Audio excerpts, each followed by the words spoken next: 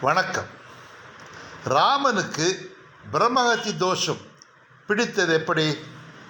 ராமன் சத்திரியன், ராவணனோ பிராமணன்.